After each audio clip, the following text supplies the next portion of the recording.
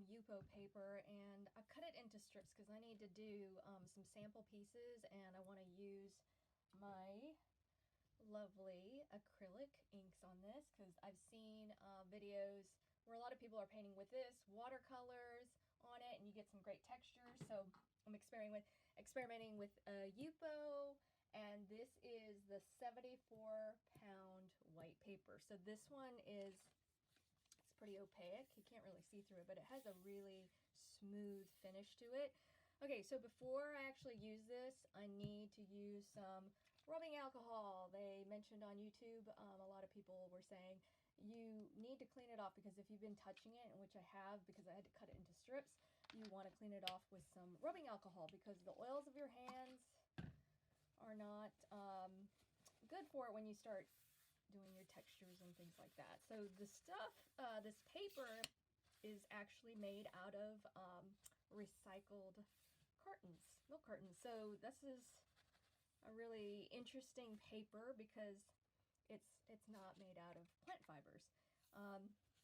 They said when I was watching one of the YouTube videos about using this paper, it was developed in about the 1970s, and they developed it to use for bottles for the labels for shampoo bottles. So it's been around for a while, and I've noticed more and more artists are using it as a surface to paint on. Now this is not the cheapest paper in the world. Like this sheet of paper came in about a 26 by 20 inch size sheet, and it was I believe almost $6. Okay, and then I believe I was charged $1.50 for the packaging of it as well, so it gets a little pricey even though the sheets are big. Okay, so I've just cleaned it off with a rubbing alcohol, and so I'm really excited to experiment with it, so stay tuned.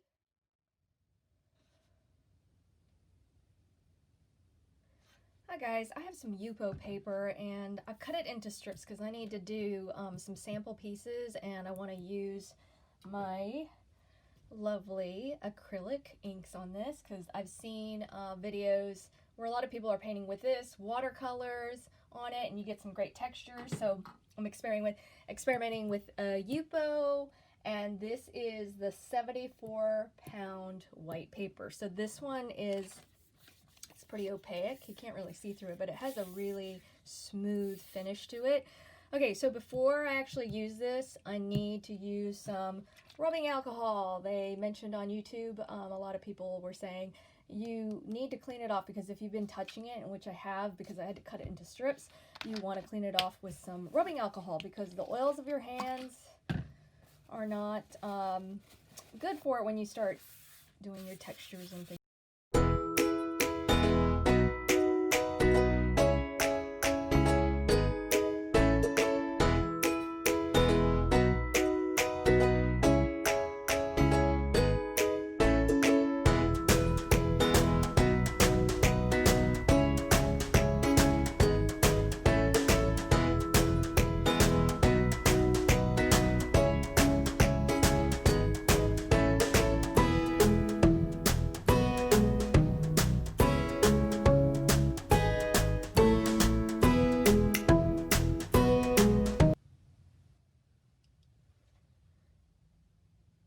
Alright guys, so I have a board that is covered in plastic because this is going to get pretty messy. Okay, so I am going to use these 3 Daler Rowney acrylic inks. The colors are Payne's Gray, which this is a bit of a secret. My students would always ask me, what's your favorite color, Miss Miller? And I'd always say all the colors, but really my favorite has got to be Payne's Gray. I don't know, it's so versatile. It's got a little blue in it. It's just a nice, really cool gray color to it. Then I want to experiment a little bit with this turquoise, which is a very bright blue, and then a darker indigo. Okay, so on top of that, since this is playing around with things, I've got a spray bottle with water. I have some what we call watercolor granulation medium. You can get some really cool textures with this. This is by Winsor & Newton. I wish I had this in a spray bottle. They used to have Schminckt had a version with a fine air mister. Couldn't find it. They were out. I'm also going to try some alcohol inks because this works great on Yupo as well. So this is a blue alcohol ink, and then I've also got this alcohol blender. You can use rubbing alcohol as well. And then I have a cup of water. I also have what they call a pipette, and a pipette is just like a little eyedropper. And I have my cheap brushes. These are just cheap. You can go to the hardware store. Like, I think this was like less than $1. This was like maybe $1 something. And then I have my watercolor brush. And I also want to experiment with some other non-traditional, like ammonia, which has been diluted with water, and then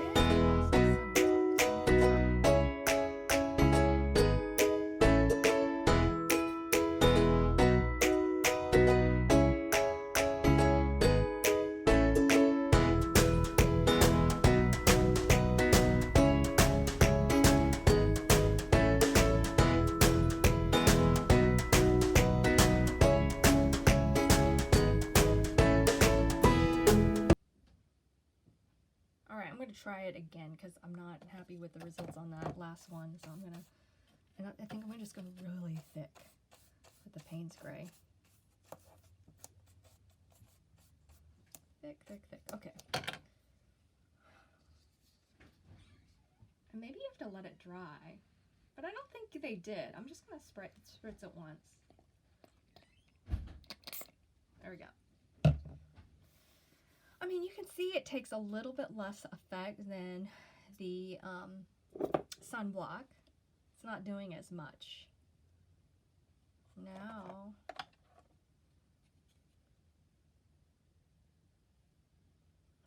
I'm going to do it on half.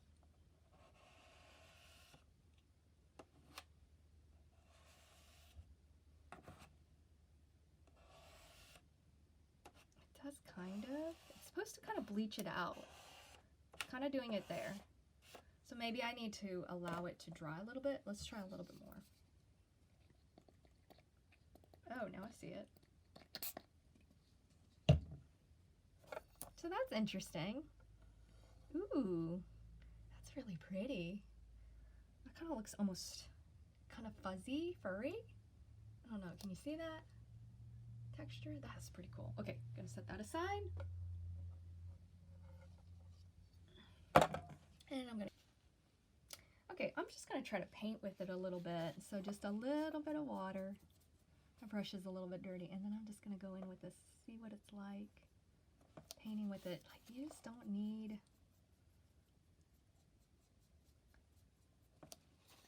Now the nice thing is if I mess up, I can just wipe it off. It's too much water.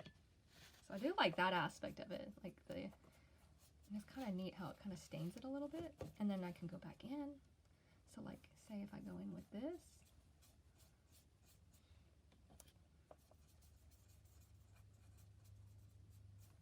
like that's probably about the right consistency for water. I wonder what it looks like if I do paper towel.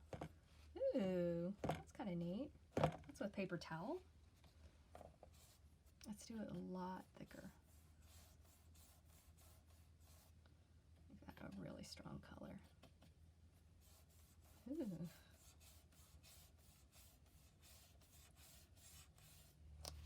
Some paper towel. Ooh, that's pretty too. Look at that. So really interesting. You can get a lot of cool textures, and you're not having to do a lot. That's pretty cool. Lift that up, set that aside.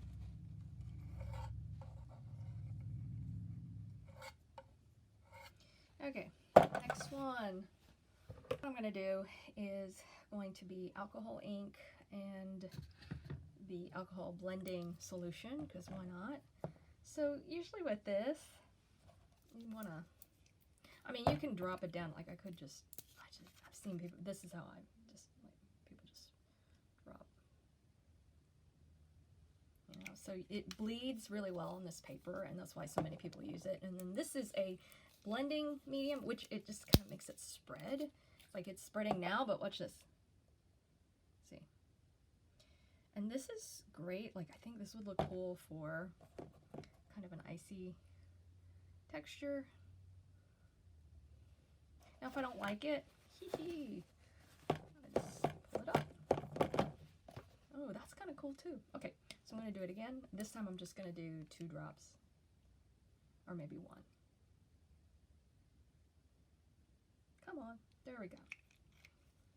So maybe just, you can use rubbing alcohol as well. Look at that, and that blue. I like the little bloom.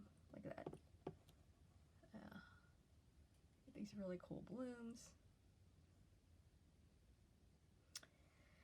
And so I'm trying to achieve looks that remind somebody of ice, like something that looks icy, cold, because the illustrations I'm doing, they're going to be for snow or winter. So there's another one. Oh, now I get to do the granulation medium. Okay, so I'm going to do this. I made these smaller. Okay, so I'm not going to use this. I am going to use my big brush again, and I'm going to use a little bit of this, a little bit of Payne's Gray, and I'm just going to, and then this is watercolor granulation medium. Just get some interesting textures. If I can open it. This is where I use the little pipette, and I'm just going to squeeze some of this up and drop it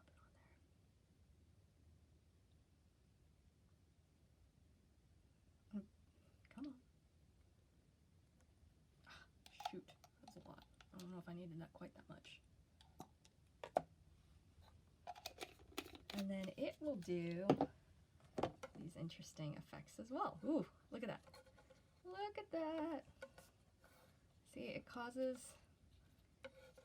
it to run and separate. Sorry, I just want to bring it closer so you can see it.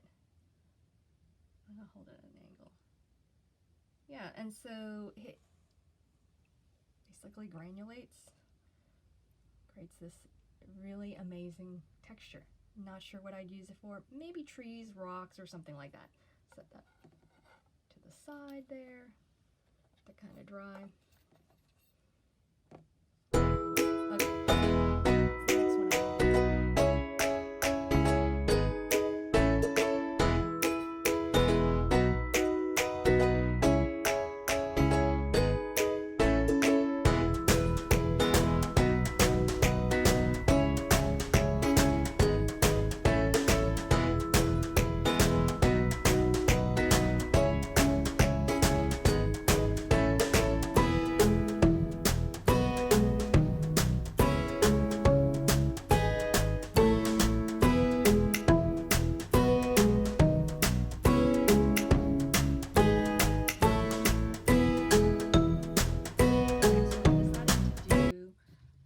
Regular rubbing alcohol because I hadn't done that, and see how that looks different.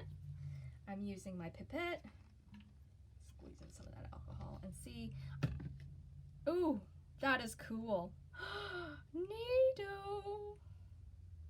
I don't know what I would use this for, but it looks really cool. Neat. Oh, it's so pretty. Anyways, I don't know. Can I get it? It's hard to like be accurate. I think that's the one thing. You gotta kind of be free with it, but that is pretty. Look at that. It's so different compared to the other ones. I think I like it better than, you know, when I use the alcohol inks. Like, you get some really cool, yeah, that was a weird thing. I found out with acrylic inks, you get better results than you would if you were using the alcohol inks. It's as far as with, if you're going to mix it with other mediums and stuff, it just seems to work a lot better. Okay, so I'm going to let these dry, and then I want to put them all on one sheet, take a picture of it so you can see how everything kind of